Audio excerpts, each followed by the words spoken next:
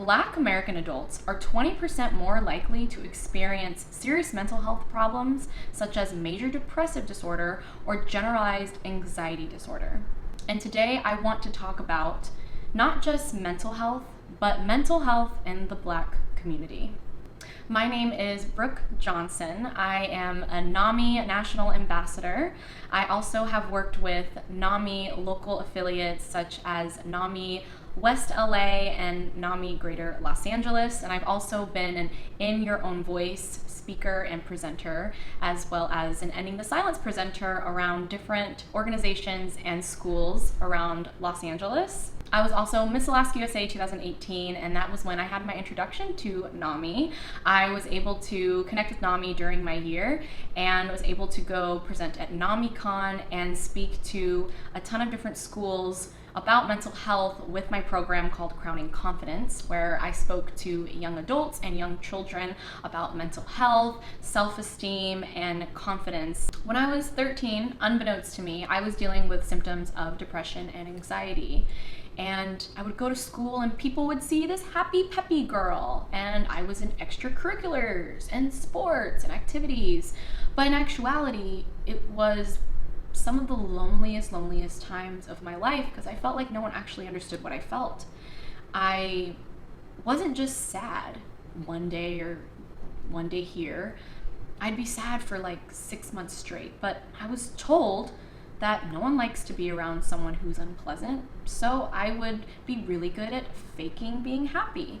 So what became a problem though was when I would finally speak up and say something, right? Because they're like, well, if you need to go to a trusted adult, say something. So I remember one time, these symptoms would go on for a while, and my coping mechanisms were getting worse. The suicidal ideation, the self-harming, the eating disorders, and the wanting to sleep forever. I just wanted the pain to go away.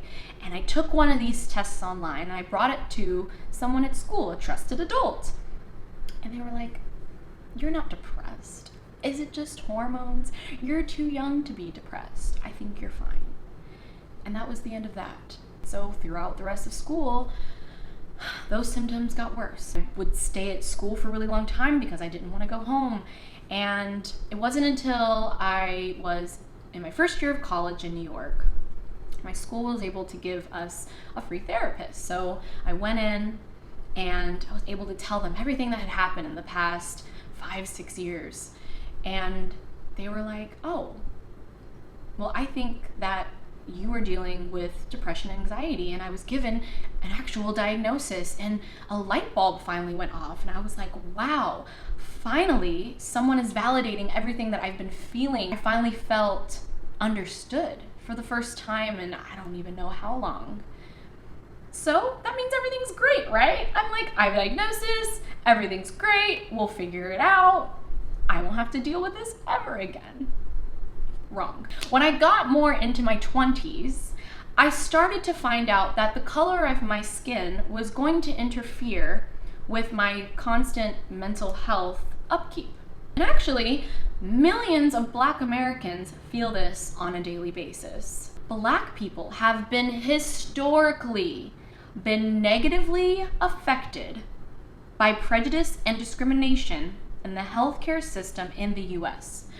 Unfortunately, many Black people still have these negative experiences when they attempt to seek treatment. Let me tell you a story. So when I moved to Los Angeles, I was able to obtain a therapist through my health insurance. I was with this therapist for a few months, and unfortunately, I went through a really rough time in my life, and I remember going to this therapist a few times during this. And also, this is my third therapist within this particular organization because the first therapist could never remember my name. The second therapist could never remember any information I had previously had told them. And finally, the person that I had this time seemed like they really cared. So I was going through a rough time, and this particular session, I was crying. I was having a rough time. My mental health wasn't in a good place. I was new to Los Angeles, so I had one friend and not many outlets. I didn't have any hobbies. I'm an actor in Los Angeles, so the up and down and the ebbs and flows of my career, are sometimes really hard. And it was my responsibility to get a therapist and have someone to talk to, right? I'm doing my part.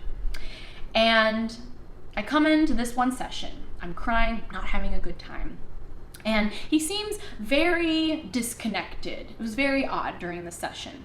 And I cry, I have my spiel for about 15 minutes. And after the 15 minutes, I sit there and I'm kind of quiet, kind of waiting for him to give me some type of something to talk about, to think about. And he slides me a piece of paper. And he says, "So, unfortunately, the office has decided that we can no longer treat you." And I'm crying. There's tissues in my hand. And I'm like, "What?" And they're like, "Yes, so we have decided that we can no longer help you. Here is a piece of paper. There are some other resources, maybe some other places that you can go to therapy." And I'm like, "So I can't come back? Are you just kicking me out?" "Well, we think that's what's best." So I leave the therapist's office and I sit in my car and I'm just in disbelief because is that even legal, first of all? And second of all, how am I too much for a therapist's office that deals with mental health? But that's not the first time that I've been dismissed within a space that is supposed to be a safe space for me in the mental health world. I have been mistaken as other Black individuals. I've been in offices where I've asked questions and a nurse will slam a door in my face. I've been publicly spoken down to, opposed to other individuals that are not Black in the same space. I believe, mental health is our responsibility.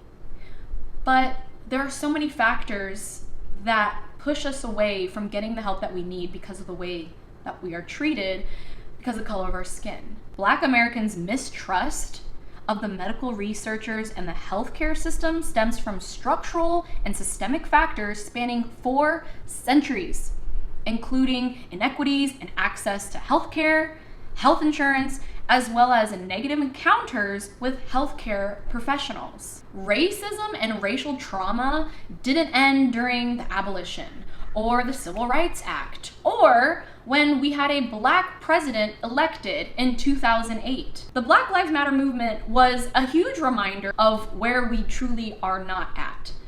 And can you just imagine with someone who already deals with mental health, with already feels like, why should I live? Why should I be here? And then watching the news all day, every day, having it be a reminder that there are people in our country that don't want us here. Violence, incarceration, involvement with the foster care system, oppression, racism, segregation, slavery. These things aren't widely talked about when it comes to our specific outlook when it comes to mental health, because these are things that have been spanning centuries, that are deeply, deeply in our history, that attribute to the generational trauma that we experience. Feeling oppressed by law enforcement, by employers, by politicians, by realtors can lead to physical and mental health problems regardless of whether it is objectively true or is accepted by society at large. The experience of being a Black American truly is different than other backgrounds and cultures. We don't have reparations. Our communities have been burned down or completely torn apart.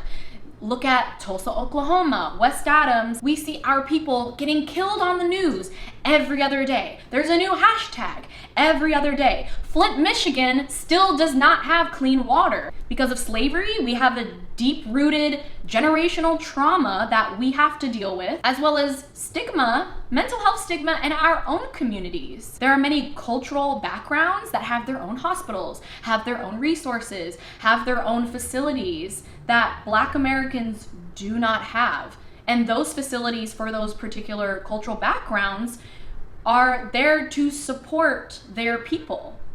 We don't have that. The risk of pregnancy-related deaths are 3 to 4 times higher than white individuals, regardless of their education level. Then when we ask for help, We are more traumatized by the way we are turned away, by the way we are treated or dismissed within the mental health care system in this country. It's insane that every other day there's a new suicide awareness campaign, but no one gives us the reason to live.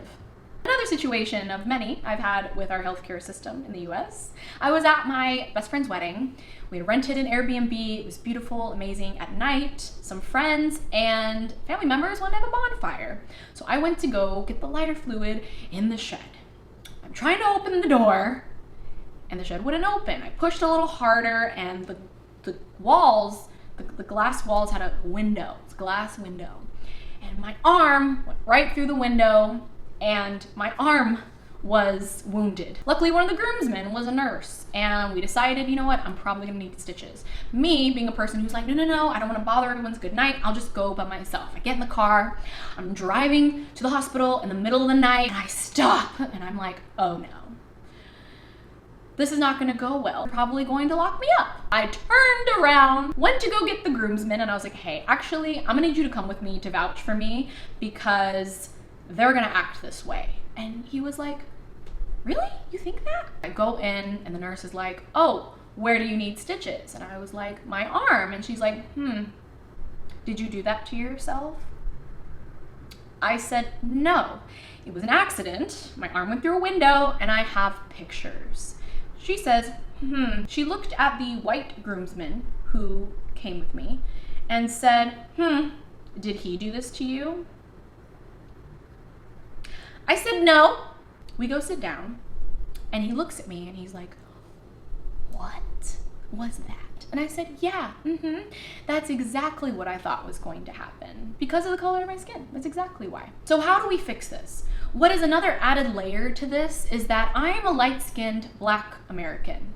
And historically, people that have darker complected skin than I have historically been treated worse than I. And I have so many stories. I can only imagine how much worse people with darker complected skin have also been treated. Only a third of Black Americans get the mental health care they need. Mental health care is mental health care, but Black mental health care needs to be handled differently because we have been treated differently. Thank you for coming to my Express Talks. I'm going to leave some resources here for my Black brothers and sisters, and everybody stay safe.